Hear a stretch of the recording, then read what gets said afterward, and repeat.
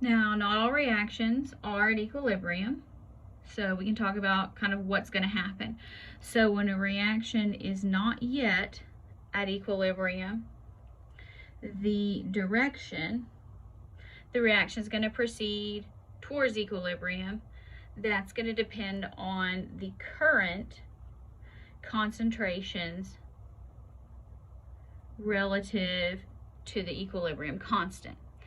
So when we're not at equilibrium, we're going to use the reaction quotient, which is going to be Q. And we can use Q at any point in the reaction. We can only use K when we're at equilibrium. So at any point in the reaction, concentration ratio of the products raised to their coefficients divided by the reactants, their coefficients. So what that means, it is calculated the same way as K. We're also going to use our concentration in molarity or pressure in atmospheres. So this is going to be the same.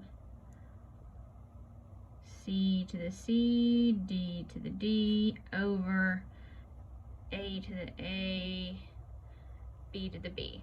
The only difference is we're using Q instead of K because this is going to be at any point in the reaction. Okay, now, why do we do this? Because depending on what happens with Q and K, it's going to tell us what we've got. So here, always remember products over reactants. So if Q is less than K, that means we have more products or reactants. We would have more reactants than products. So if we have more reactants, the reaction goes to the right. So here, to form more products. Or you can say the forward reaction is favored. So that means we have more reactants than we have products, because this is, the reactants is bigger, which is going to make this ratio smaller.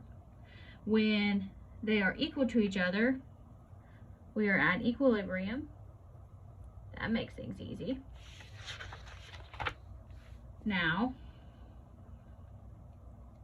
when Q is greater than K, that means, again, products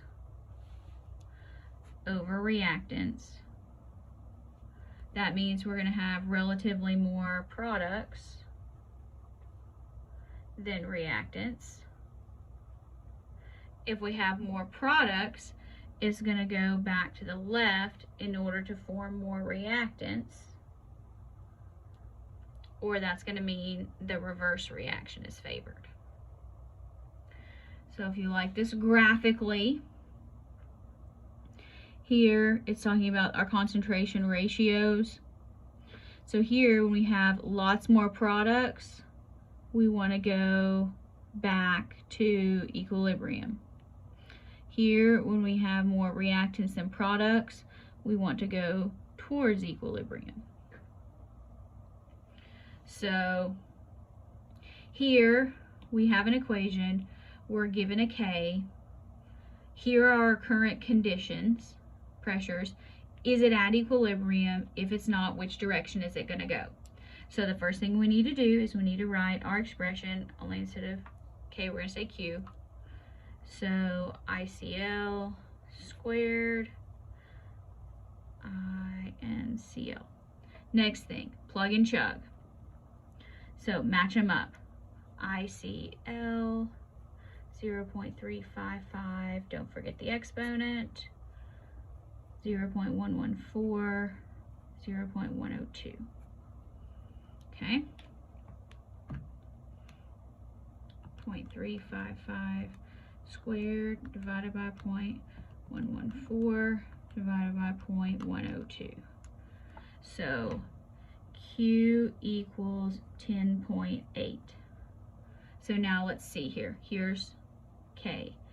So we know that 10.8 Q and K is 81.9. So that's less than K. When Q is less than K, that means we have more reactants than products. So it is not at equilibrium. Let's answer the first question. They're not equal to each other. And the reaction goes to the right. Or you can say forward if you prefer. Reaction proceeds in the forward direction. Because remember here, reactants, products. So here we, oh, I got them backwards. Products over reactants. Products, reactants. Oh, like, wait a minute, hold on. So in order to have a small fraction, we have more reactants.